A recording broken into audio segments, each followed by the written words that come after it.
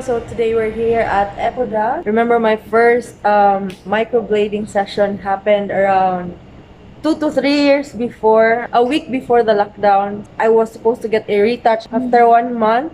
However, people were not allowed to go out of the house, resume business. Ma'am Hong went to Korea and we were locked down in our house. So after 2 to 3 years, now we're back here at Epoda in J Center Mall and we'll have a retouch. I'm not really sure if it's going to be called a retouch, however, it's still there. And since Ma'am Hong promised to do a retouch for my eyebrows, I'm here and we'll do a little tweak on the arc here on my eyebrow and we'll see afterwards what the result is. So if you wish to have your eyebrows done, you also do eyeliner, permanent eyeliner. How much is it, Bell? 6,000. And then for the microblading, it's 8,000. Do you have micro shading? Is it the same? Same lang. So 8,000 for the brows. For the eyeliner, it's going to be 6,000. So there are other services, Mambel. So what other services do you offer here in Epoda? Eyelash extension. Ilan? Eyelash perm. 1,000. 1,000 for eyelash perm and Eyelash 1,000 for eyelash extension, right? Okay, so they're located in the second floor of J Center Mall.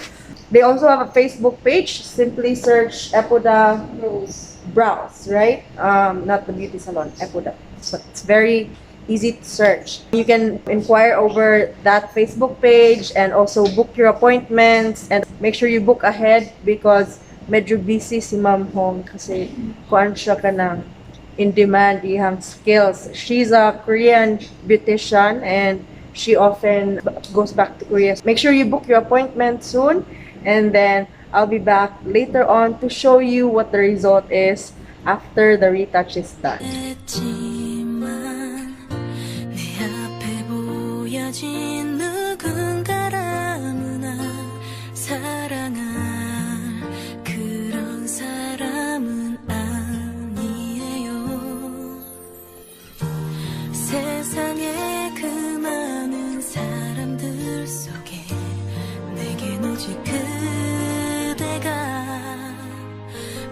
So this will be the shape of the eyebrow that Ma'am Hong will be working on. Say hi, Ma'am Hong. She's shy as always. So we'll start. There was already a second application of the anesthesia. So 10 minutes. 20 ang first. 20 minutes for the first application. Then Madam Hong already pricked it. And then 10 minutes for the second anesthesia. So we'll start now. See you later.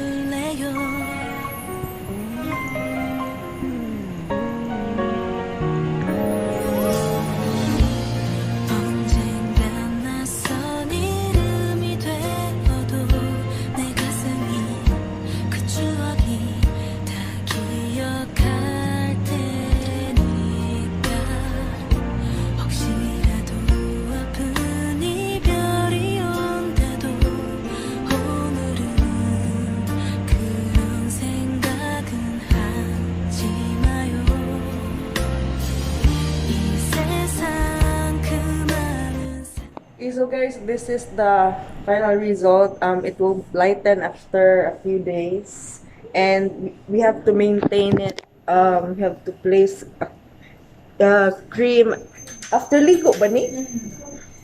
Twice a day. Twice a day. So morning and evening. So we have to apply this cream morning and evening until just for 1 week para madali siya ma-heal. So this will be later after 1 week. So thank you so much, Thank you so Belle. much, Mom. And Mom Hong, thank you. Thank you so much, guys. And thank you for watching this video. Again, don't forget, Epoda Browse, located in J Center Mall. 1, 2, 3, funky. My darling, I love you, I love you, I love you, I love you, I love you, I love you.